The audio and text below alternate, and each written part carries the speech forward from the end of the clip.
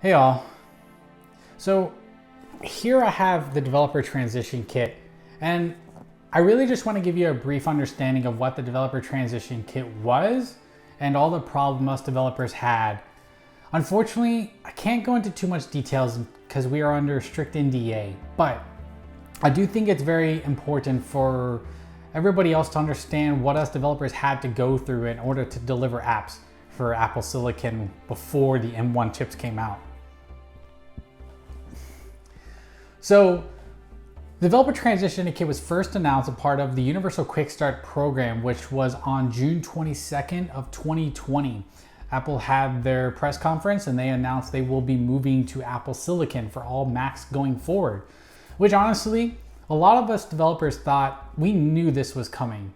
We could see this years ago, just due to the fact that Apple always wanted this unified ecosystem with all of their apps, all of their iPads, iPhones, and Macs running the same thing. That's Apple. They love unified ecosystems. So we knew this would come eventually. So when this was first announced, I was very ecstatic to get my hands on the Developer Transition Kit. So I immediately applied for the Universal Quick Start program, and within about a week or so I was approved, which is awesome.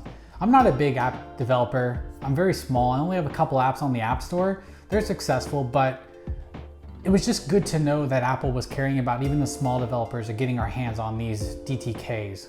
So I placed my order $500 later, and on July 7th, I received my DTK in the mail. And so eventually I got this set up, got it plugged in, got it working, got it going. Wow, this is not what I expected. Oh, this doesn't work. Yeah, I was pretty much saying those things all the time. You know, when I got the DTK, I wasn't expecting greatness. I wasn't expecting everything to work because we knew it wasn't going to work. But what we were expecting was support, was these features to work eventually. What we didn't get was that.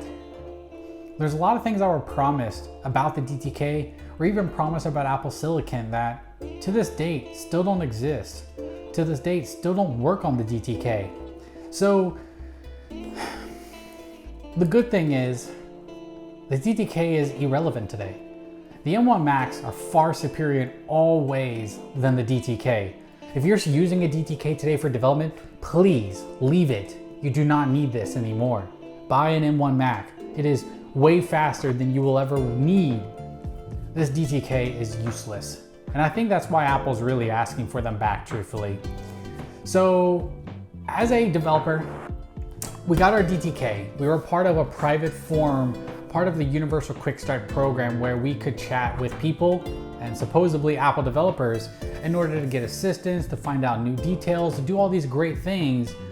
But what was missing in that picture was Apple. Apple was never there to help us. There were so many threads about how do we get a hold of Apple? How do we get Apple to do this? Apple wasn't providing any support for DTK users. So yeah, I think the software developers really forgot about us. Like, we would get beta updates, but we would be missing beta updates. We wouldn't get like all of them.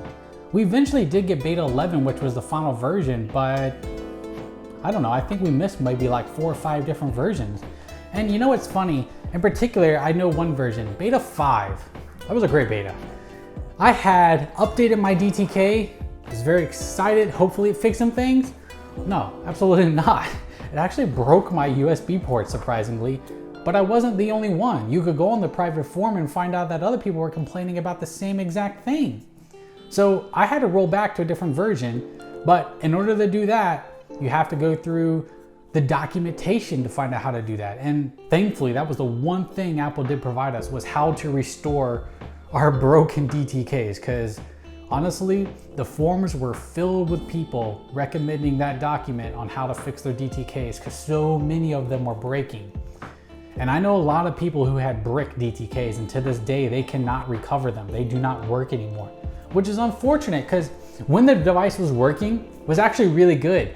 Besides all the lagginess that I had with mine, it was really weird. But it was great for Xcode. Xcode worked exactly how I expected. I was able to get Homebrew and CocoaPods working exactly like I needed for my apps. So I was able to create universal binaries for mine. Now, there were issues. Some of the applications and plugins and other things like that just don't work on the DTK, and still to this day don't work on the DTK, even though they may have a native ARM version. It's just a weird CPU problem with the DTK. Because they use the A12Z Bionic for this, I think there's a lot of missing feature sets within that CPU that the M1 does have. So even some things on Intel's side do work properly while it doesn't work on the DTK. Very weird, but I'm glad the M1 fixed it, because if they released it where a lot of these apps weren't working, you would hear a lot more outrage. So especially Electron apps. Electron apps are like Google, Visual Studio Code, Google Chrome especially. These weren't working on the DTK and you couldn't get them to work. It's an Electron error. So they don't work even to this day. You have to use an M1 Mac in order for those to work. But there's a lot of things I wish I could say about the DTK, or a lot of things I wish I could show you. I honestly just wanted to make a quick video really documenting my experience with the DTK, and maybe some other developers want to speak up about the DTK too. It's a great device. I'm glad I got it. I'm glad I was able to prepare my apps for M1, but it wasn't without its heartaches, it wasn't without its problems, and that's the unfortunate part. It could have went a lot better, but Apple decided they didn't want to help us. Now, only a couple weeks ago, Apple did send out a letter to the developers asking for the return of the DTK. And so with that, they decided they would give us a $200 credit that would expire at the end of May. And well, Apple shot themselves in the foot again. So many developers outcried, so many developers had an issue with that. I personally don't have too much of an issue of the $200 or the expiration date, because honestly, I wasn't expecting anything. All I expected was to get a DTK that was working, a way for me to create my apps and get them updated for Silicon, which is what I got, and I'm happy. But I think a lot of people were expecting something better from the DTK, or they didn't get it because theirs was broken. So Apple did listen to us. They did listen to all the people who complained on the forums or on Reddit or anywhere else. And so they decided they will go ahead and give us a $500 credit, and they will extend the expiration date out to all of 2020. So now that means when the new MacBook Pro 14-inch or the new MacBook Pro 16-inch come out, you can now use that credit towards that laptop, and you can now get the much more powerful M1X, supposedly. So while I'm sad the DTK got to go, I'm happy it also has to go.